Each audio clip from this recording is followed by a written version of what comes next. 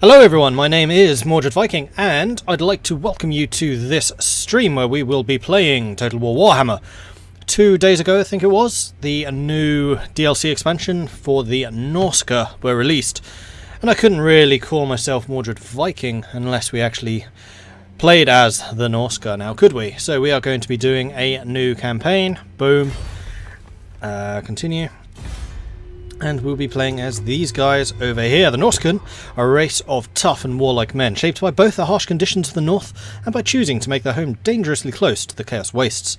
They worship the forces of the gods, personifying them as the Hound, the Crow, the Serpent, and the Eagle, and raise dark shrines to make bloody offerings to the ruinous powers.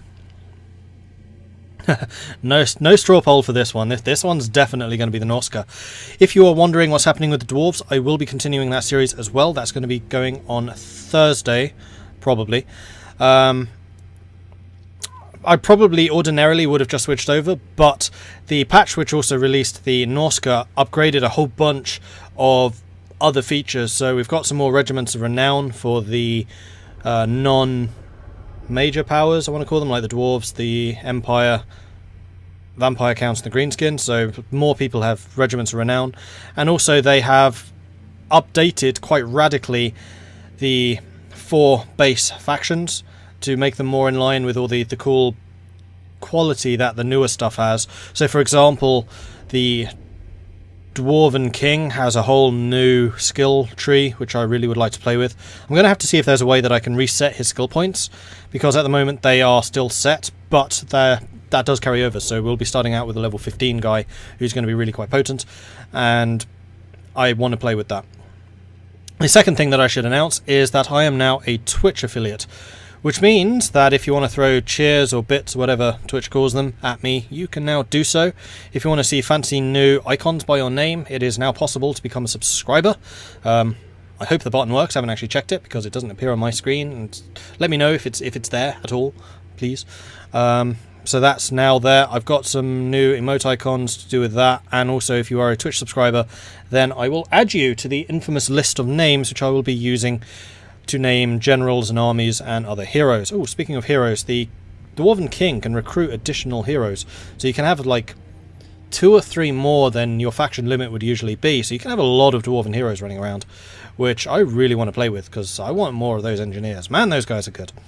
Okay, so we are going to be playing as the Norsca. We have Allegiance to the Gods, which provides a significant bonus to Norscan armies, though pledging allegiance to a specific, or through pledging allegiance to a specific god. Monster Hunts. Now these are interesting. Norscan lords can track, battle, and acquire the services of the fearsome monsters of the old world, which is, like you can see in the picture there, I think how you acquire mammoths and giants and possibly even the frostworms. I know that there is a tech tree branch element devoted to the monster hunting, and I think that will essentially take the form of the quests which other legendary lords get. And we have aggressive infantry-based roster with a variety of cavalry and monstrous units. So still a emphasis on the infantry, which is good because I'm terrible with cavalry. But at least, unlike the dwarves, we will actually have some. So I'm going to turn the in-game sound up a little bit because I know there's the introduction bit and the in-game audio stuff needs to be brought up. I will then turn it down again for when I start playing, so bear with me just a moment while I work out how to do that. That's not it. That's also not it. How do I just increase the volume? Oh, advanced audio properties. That would be it. There it is. And this is audio 225. There we go. Alright, enjoy. I am the Wanderer. Okay, that's still pretty quiet. I'm torn. I like Mordred but detest Chaos. It would be kind of cool if you could play an anti-Chaos Norsca. That would definitely interest me. But I'm going to play as the bad guy for once. I don't very often do that. Okay, so we are Wulfric the Wanderer. He is the only choice that we have. He's a powerful leader and melee fighter. He has the Siege Attacker attribute and has the powerful battle ability, Seafang. He increases the melee attack of all mammoth units. He decreases the upkeep for all marauders, and all units in my army will cause fear. We start with Marauder Berserkers, who are anti-infantry damage dealers who can frenzy. We have the Marauder Icewall's Chariot, an armoured, armour-piercing missile, anti-infantry frostbite vehicle. Sweet. And the Skinwolves, who are anti-large, frenzy, and regeneration. So we have anti-large and also anti-infantry. Fantastic. Let's do this.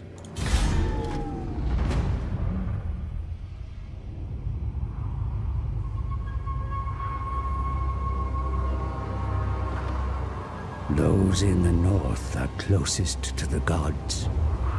Let me know if it's too quiet. Their lands lie within the ebbing shadow of chaos. For in the land of monsters and ice, where no crops grow, they have to be. Thus, I have come to guide their raw talent.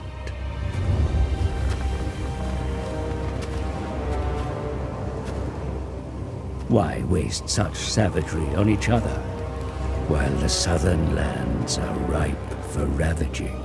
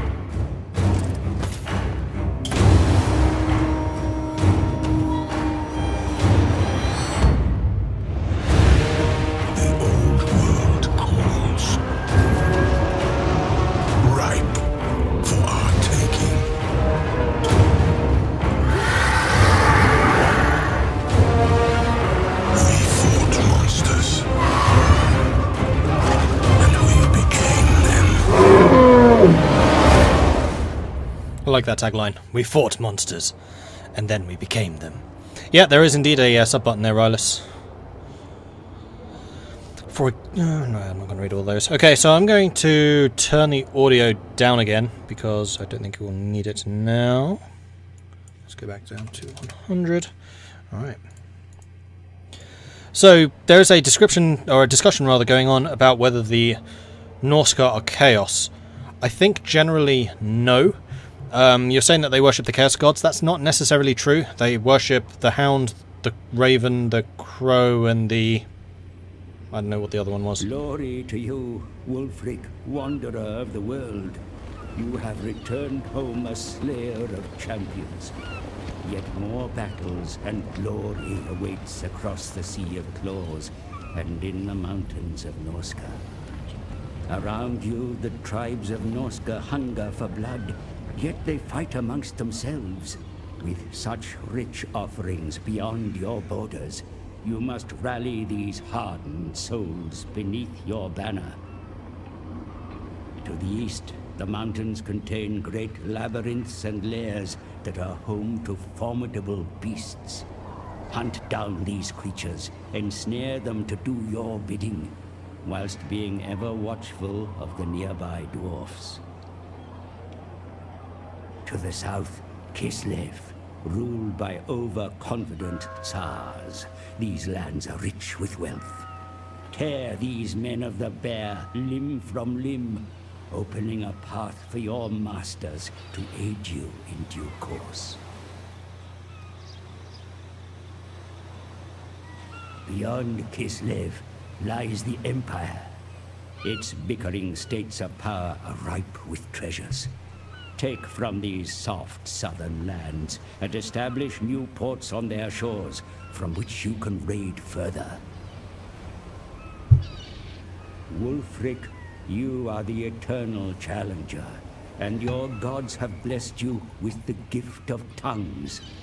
Embody their cold, ruthless nature, and set sail aboard Seafang for wrath and ruin. Wulfric looks like Mordred, but on chaos. The harsh and desolate wastes of Norsca embrace you into its cold and wintry grip, my lord. Yet it cannot sustain your appetite for war indefinitely. You will need to voyage from this land to raid and pillage. Upon you for this.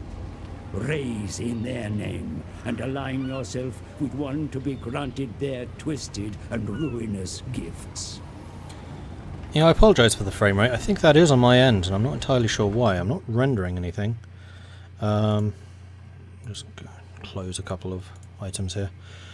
And Warhammer Total War is relatively heavy to run anyway.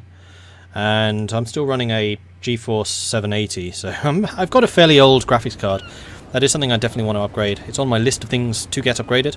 Okay, that's jumped by 20 FPS. Yeah, usually I have a pretty solid 40 to 60 FPS, but it was down to about 12, so I'm sorry about that. Clearly when it's doing the scroll around the entire world, it struggles, especially when I'm recording at the same time, so sorry. The harsh and desolate wastes of Norsca embrace you into its cold and wintry grip, my lord. Yet it cannot sustain your appetite for war indefinitely. You will need to voyage from this land to raid and pillage. Your gods will gaze favourably upon you for this. Raise in their name and align yourself with one to be granted their twisted and ruinous gifts. Attain level 1 allegiance with any god. How they play, the Norsca, the northern marauders thirst for battle, raiding and pillaging the lands across the Sea of Claws under their patron god's ever-watchful gaze. Form an allegiance and devote yourself to one of the gods. Be their champion and raise the world in their ruinous name. The gods offer great rewards and bonuses once a significant amount of allegiance has been pledged by erecting great monoliths in raised settlements. Norscan settlements generate only a small income. Oh, it's the complete opposite to the dwarves. Uh-oh. So their main source of income comes from raiding and sacking their rivals' lands. To sustain a larger force, you will need to adopt their barbaric nature too. The monstrous arcanum allows you to embark on wild hunts to track and defeat the most ferocious of beasts. Defeating them grants powerful items, and some of the captured beasts to command in battle. Right. Confederate the Norscan tribes by defeating their leaders in battle. This will greatly improve your diplomatic standing with them. Okay, so I have to kill them to make them like me. Sounds legit. And then Marauder Outposts. Now this is interesting. Marauder Outposts can be established at conquered coastal settlements outside of Norsca, enabling basic recruitment options and locations from which to replenish your armies. Securing major capital cities allows fully developed Norscan settlements to be built and unlocks unique technologies that can then be researched. These technologies are amazing. I was looking at this earlier. Like, I really like that idea that you are a proper raider. You're only really going to be sacking and making money from anything inland, but anything on the coast you can actually take over. So you're definitely going to be playing a more naval, more Viking raidery type game, which is awesome. So while we're talking about those technologies, this is their tech tree. It is split into 3 sections. You have the Monster Hunter, which is the monster hunting quests, which were hinted at, and also increases the strength of any monsters that you do have in your army. So for example, Monster Hunter unlocks level 1 monster hunts. Then you can get the level 2 monster hunts with with beasts. Then you have War Tools, which are basically just unit upgrades, or only for your marauders, okay. And then the Sea Marauders tools. This is really interesting.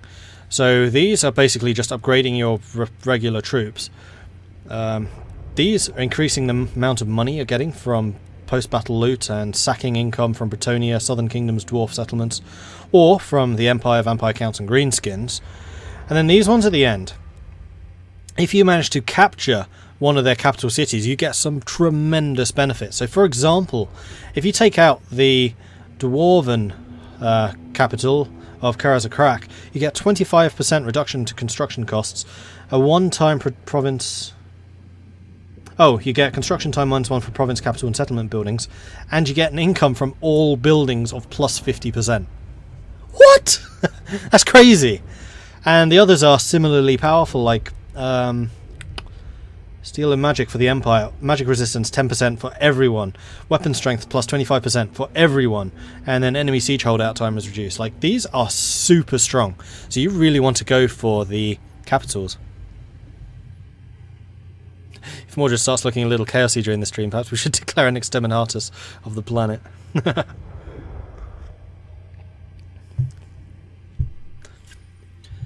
So yeah, I'm really hyped about this. This is looking good.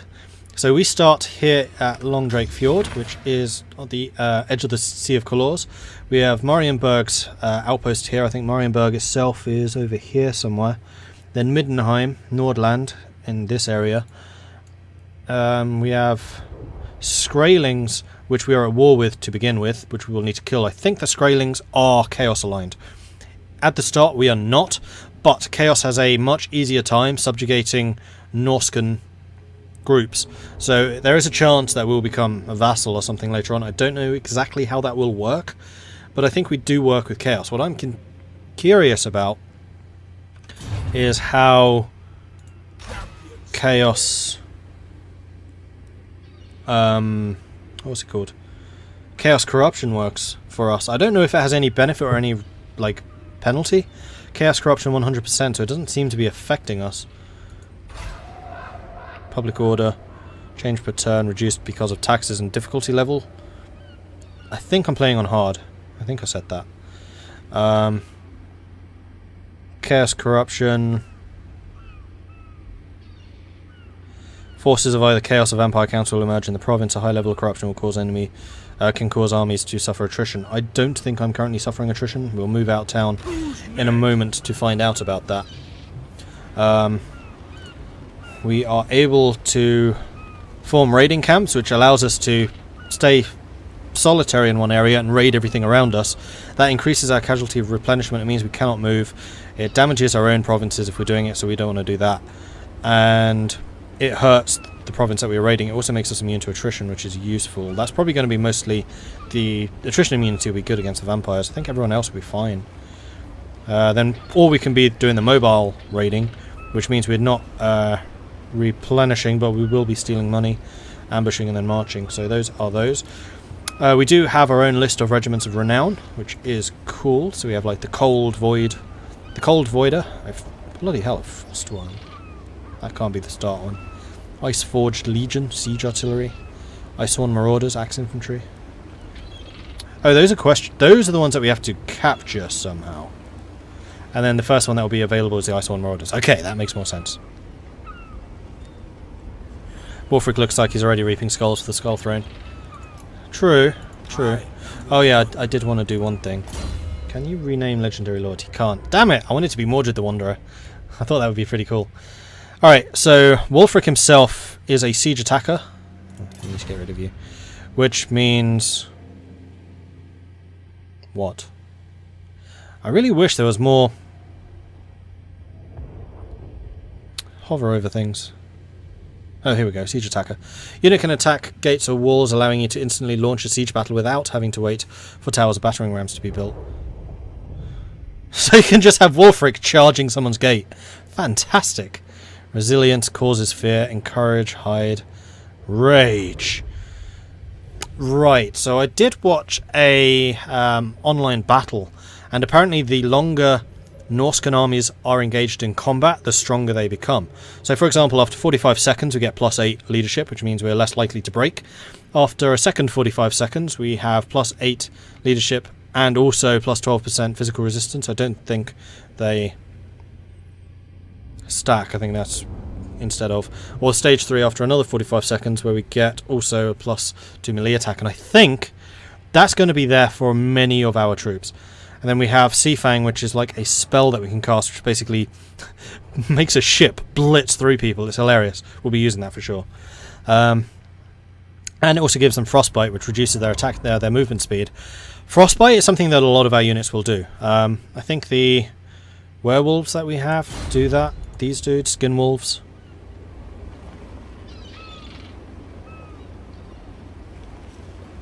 Oh, they regenerate. And then they have Frenzy. Increased weapon damage when your leadership is lower than 50... oh no, when your leadership is over 50%. Immune Psychology, charge bonus, attack bonus. Who's the one that does the ice? Rage, Resilience, Resilience. Yeah, I'm pretty sure all of the Marauders have this Rage ability, so that will definitely make them stronger the longer they stay engaged in the fight. And then we have the Berserkers as well, who are Damage Dealer Frenzy. What does Frenzy do? Units with Frenzy cause more damage while their leadership is high. Okay, cool, good to know. Then we can recruit Marauder Spearmen, charge defense against large foes, and attack bonus against large. Marauders, who are shielded and cheaper. They have got less melee defense, but more melee attack. Regular Marauders. And then Marauder Hunters, who are ranged, anti-large, decent melee combatant. So they'll be kind of like our Dwarven Quarrelers, actually. You can use them to shoot, but you can also use them in melee pretty effectively.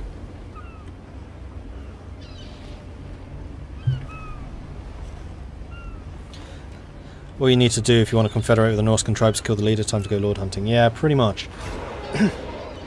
Alright, then what is the build tree like?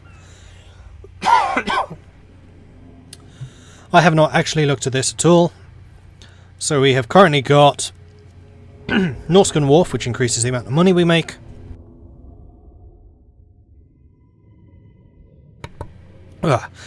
And growth and casualty replenishment. The sparring fields, which allows spearmen, marauders, marauder hunters. Raiders camp, which is berserkers and great weapons. Oh, marauder hunters are not the javelin guys. They are different. Interesting. And then marauder champions. Interesting.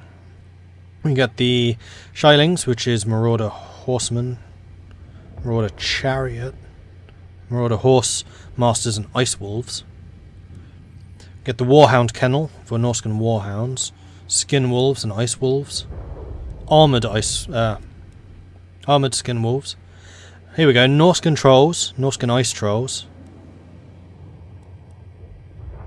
Feral Manticore, Fimir Warriors, Frost Worms, Fimir Warriors with great weapons, Feral Mammoth, War Mammoth, Norscan Giants, and then Smithy, which allows, well, is required for some other stuff, and there's unit experience, offering of slaughter, recruitment cost reduction, casualty replenishment increase, and allows the ice trolls. The Bloody Bulwark, which is leadership and defense when we're under attack, and also increases the garrisons. The Loot Pile increases the research rate and growth. Okay. Trophies of Battle. And then the Plunder Hall, which reduces upkeep. I wonder if this is like a special line for this area. The First Stash, which is more income, and income from raiding increased. Oh, we'll definitely need to be adding to that. And income from sacking as well. Nice. Then the Ruinous Altar. Chaos Corruption and Public Order. So I'm assuming that Chaos Corruption is a good thing, but I don't think it's going to affect us in the same way that it does for like Chaos. I haven't actually played as Chaos, so I don't know.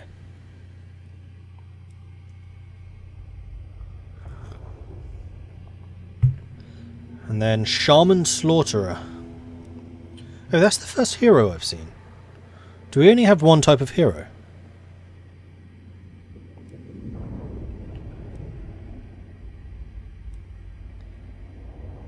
Kind of looks that way.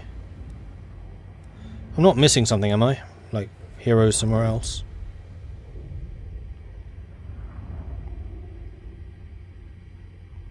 Oh, the Fimir Balefiend are heroes.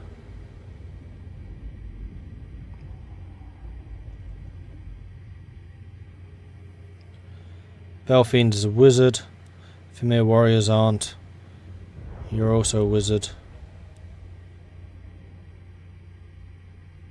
Monster, War Mammoth, Monster. I'm trying to find the third one. Every faction I think has 3 of them. And the Chariot, not. Great Axe, no. War Beasts, Missile Cavalry. Okay, I don't know what the third one is. I think it is another type of Fimir, though. Chaos only takes Vampire Corruption as attrition. Nice. Hell Chaos! Right. The eternal challenge. Well, I think that, first of all, we need to go after the Longship Graveyard and take the Skraelings out. So I think we're just going to move up to our maximum here, and then I'm just going to recruit a couple more troops. Yeah, a couple of more. Oh. Where was my territory? Oh! Way over there. Interesting. So is the graveyard in my area? Yeah. Graveyard and Doomkeep. Doomkeep's up there. Okay. And then research. What do we want to go for? I kind of feel like we want the Sea Marauders tools, because there's one which increases campaign movement range, which is the Corpulent Sails. We know that we're going to need movement speed, so I'm going to get the Sea Marauders tools, then the Corpulent Sails. Do I play 40k as well? Not really. Like, I've played Dawn of War, but tabletop, no. I was always a for the Emperor! For Sigmar! Empire player. And Bretonia. I started out with Bretonia. And really must do a playthrough as Bretonia one of these days. Right. Is there anything else that I need to show off? Action summary, treasury, diplomacy. Monstrous Arcanum. Track and hunt the world's most fearsome creatures to collect powerful items and place vicious monsters under your The command. Monstrous Arcanum houses a collection of the mightiest beasts and monsters that roam the world. Seek them out and hunt them down to acquire their gifts.